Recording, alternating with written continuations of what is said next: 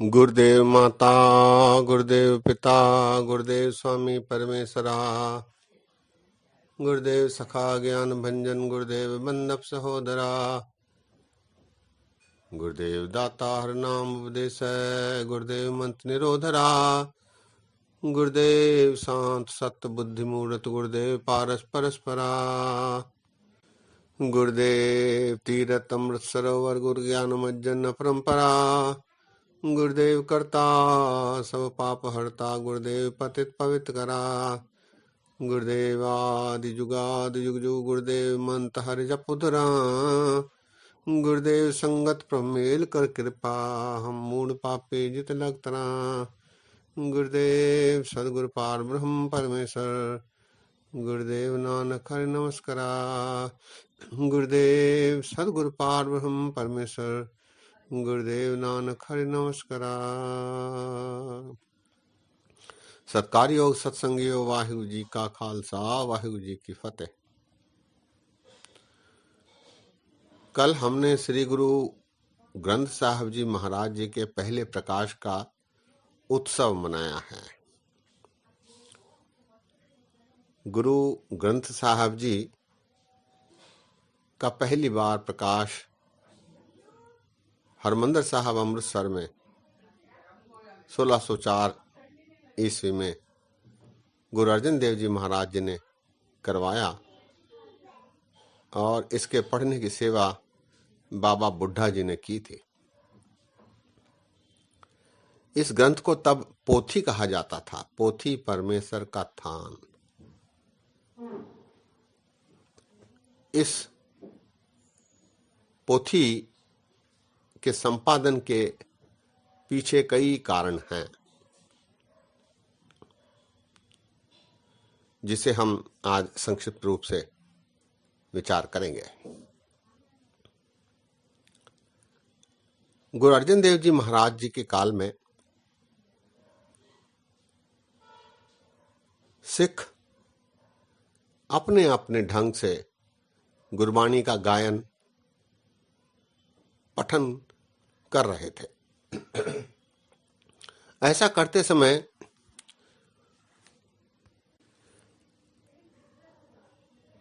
पाया गया कि कुछ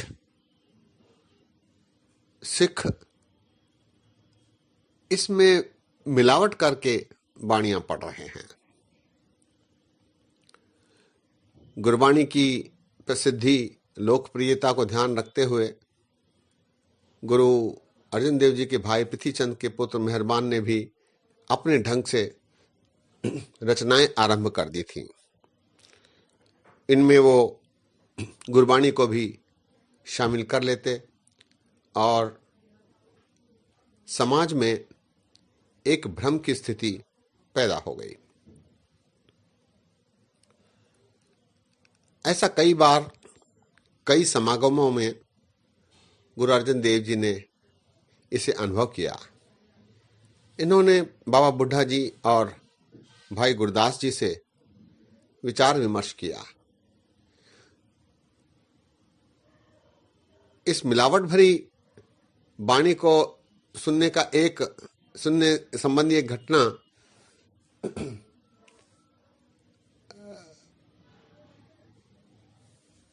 हुई, जो कि श्री गुरु नानक देव जी महाराज जी के बरसे के अवसर पर डेरा बाबा नानक श्री गुरु अर्जन देव जी महाराज गए हुए थे। वहां लाहौर की संगत ने, कुछ रागियों ने शब्द पढ़े जिसमें उन्होंने अपनी पंक्तियां भी शामिल कर दी थी। गुरु अर्जन देव जी महाराज जी ने इस बारे गुरदास जी से कहा। तब गुरदास जी ने कहा कि हाँ, ये इसमें मिलावट है। गुरु अर्जन देव जी महाराज जी ने अनुभव किया कि इस प्रकार अर्थ के अनर्थ होने की संभावना है। जब वे डेरा बाबा नानक से लौटे, उन्होंने बाबा बुढ़ा जी और गुरदास जी से विचार विमर्श किया। तब ये निश्चित हुआ कि इसे एक प्रबंध ग्रंथ के रूप में संकलित किया जाए। इसके लिए जगह की खोज हुई। हरमंदिर साहब के समीप ही एक सुंदर सुहावने स्थान पर रामसर नाम का सरोवर बनवाया गया। इस सरोवर के पास भाई गुरदास जी को यह सेवा सौंपी गई लिखने की, और भाई बन्नो नाम के एक गुरसिख थे जिन्होंने इच्छा प्रकट की कि ये सारी व्यवस्थाओं का प्रबंध वो करेंगे। गुरु अर्जन देव जी ने उन्हें आज्ञा दी। भाई गुरदास जी के साथ 4 लिखारी भी थे जिन्होंने इसे लिखने की सेवा की। गुरबाणी पोथियों के रूप में सारे गुरुओं की सुरक्षित थी। गुरु नानक देव जी महाराज ने अपने संसार की यात्रा के दौरान अनेक भक्तों की जो एक ईश्वर में अकाल पुरख परमात्मा में विश्वास रखते थे, निराकार निरंकार भगवान अकाल पुरख परमात्मा में विश्वास रखते थे, ऐसे भक्तों की वाणियों को संकलित किया था, इकट्ठा किया था और उसे सुरक्षित रखकर उन्होंने भाई लहना को ये सारी पोथियां सौंपी। भाई लहना ने उसमें लिपि रूपी संवर्धन भी किए, क्योंकि भाई लहना जी ने गुरमुखी लिपि का सुधार किया था और उन्होंने ये सारी पोथियां गुरु अमरदास जी को, गुरु अमरदास जी गुरु रामदास जी को, और इस प्रकार ये पोथियां सारी अमरदास जी के संबंधी मोहन जी के पास सुरक्षित रहीं। गुरु अर्जन देव जी महाराज ने उनसे ये सारी पोथियां, जिनमें गुरुओं की वाणियां अलग पोथियों में और भक्तों की वाणियां अलग पोथियों में संकलित करके रखी गई थी, गुरु अर्जन देव जी महाराज को भाई मोहन जी ने बड़ी खुशी से ये सारी पोथियां सौंपी। इसके अलावा गुरु अर्जन देव जी महाराज ने घोषणा करके ऐसे सभी भक्तों को अपने काव्य, अपनी रचनाएं भेजने का संदेश दिया और उन्हें अनेकानेक भक्तों ने अपनी रचनाएं प्रस्तुत की। गुरु अर्जन देव जी महाराज ने इनका निरीक्षण कर इन्हें इस पोथी में स्थान दिया। ऐसा करते समय गुरु अर्जन देव जी महाराज ने कड़ी निगरानी रखी, जिसका एक उदाहरण गुरु ग्रंथ साहब जी में भी मिलता है।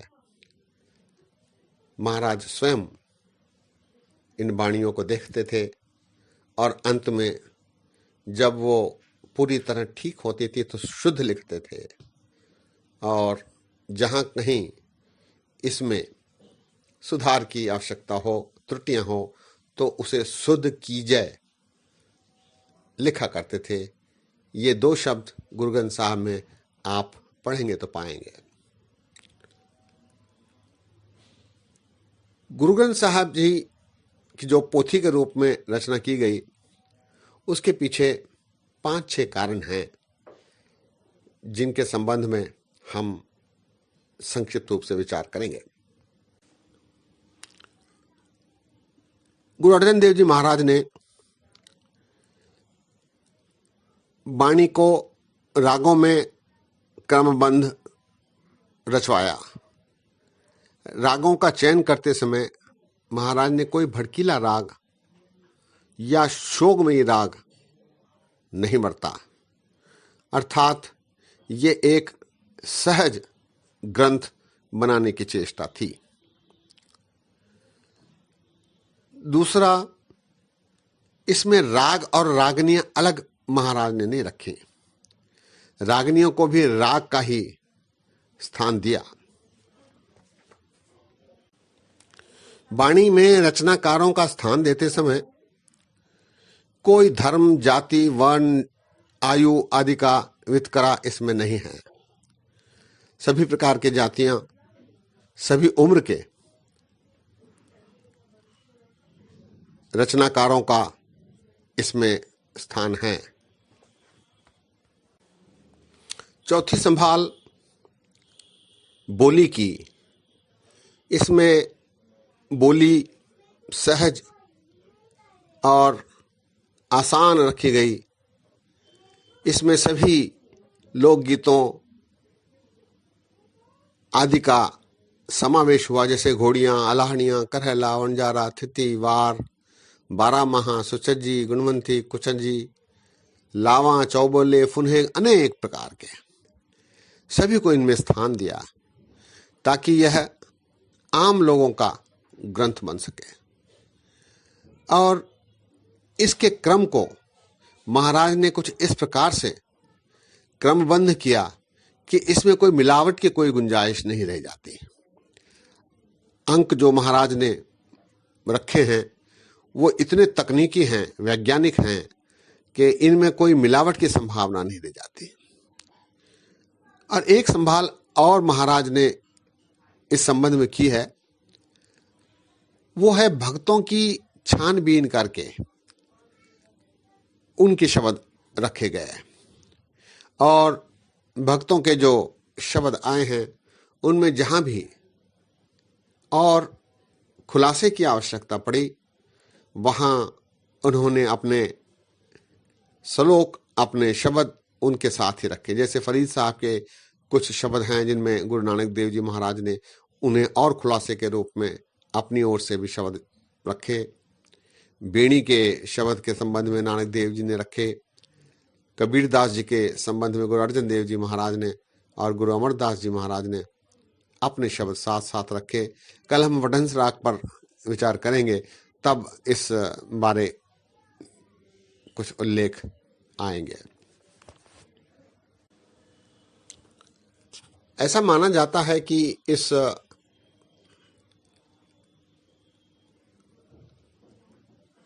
ग्रंथ को जो मूल रूप में लिखा गया था वो आज भी करतारपुर नाम के स्थान पर जालंधर के पास धीर मल्लियों के वंशज के पास सुरक्षित है। इसकी काफी खोज पड़ताल हुई है। प्रिंसिपल गंगा सिंह, प्रिंसिपल तेजा सिंह और प्रिंसिपल जोध सिंह, डॉक्टर जोध सिंह, ये तीन महानतम सिख विद्वान हुए हैं। और प्रोफेसर साहब सिंह, इन्होंने इस करतारपुर वाली बीड़ का अध्ययन किया है। उन्होंने काफी खोज के बाद ये सिट्टा निकाला है कि यही वो पोथी है जो हरमंदिर साहब में जिसका प्रकाश किया गया था। ये ग्रंथ के रूप में नहीं बल्कि पोथी के रूप में, पुस्तक के रूप में है। इसके 974 पेज अंग हैं। आप सभी जानते हैं कि प्रिंसिपल गंगा सिंह, जिनके बारे हमने पीछे भी चर्चा की, प्रिंसिपल तेजा सिंह खालसा कॉलेज के प्रोफेसर, डॉक्टर जोध सिंह जो कि महान विद्वान हुए हैं, जिन्हें विशेष रूप से बनारस यूनिवर्सिटी में, बनारस विश्वविद्यालय में, जिसका उद्घाटन संत महात्मा अतर सिंह मस्तवाना ने किया था, वहां सिख धर्म के बारे पढ़ाने के लिए डॉक्टर जोध सिंह को भेजा गया था। उन्होंने वहां सिख धर्म का अध्ययन करवाया। डॉक्टर जोध सिंह जी ने गुरु ग्रंथ साहब जी का अनुवाद भी हिंदी में पूरी तरह किया है, जिसे भुवन ट्रस्ट वालों ने छापा है। काफी प्रसिद्ध रचना डॉक्टर जोध सिंह जी की है। तो ऐसे महान विद्वानों ने इसकी पड़चोल की, इस पोथी की, और इस संबंध में एक किताब भी लिखी गई है, करतारपुर वाली बीड़। इसमें खुलासे दिए गए हैं कि किस प्रकार उसकी संरचना है और इसका सारा विवरण उस किताब में दिया गया है। कहने का भाव ये कि गुरु ग्रंथ साहब जी का जो पहला संकलन था वो कमोबेश आज भी करतारपुर में सुरक्षित है। दास ज़्यादा और गहराई में नहीं जाना चाहता, क्योंकि बहुत सारी बातें जैसे सोपुरख की वाणी है, सोपुरख की वाणी करतारपुर वाली बीड़ में नहीं है ऐसा माना जाता है, लेकिन ये खोज का विषय है। गुरु गोबिंद सिंह जी महाराज ने इसे बाद में गुरु ग्रंथ साहिब जी में चढ़ाया है ऐसा माना जाता है, लेकिन ये खोज का विषय है। सो इस प्रकार गुरु ग्रंथ साहब जी के पहले पोथी के रूप में अमृतसर में हरमंदिर साहब में इसका प्रकाश हुआ था। इस पुरब को हम लोग मनाते हैं। दास ने सोचा कि गुरु ग्रंथ साहब जी का जो पहला स्वरूप था उसके संबंध में आप जी से चर्चा की जाए, ताकि हम सभी को इसकी जानकारी रहे। इतने वचन दास के प्रवान करो। अनेक गलतियां हुई होंगी, दास को अनजान जानकर क्षमा बख्शो। फतेह गजाओ। वाहिगुरु जी का खालसा, वाहिगुरु जी की फतेह।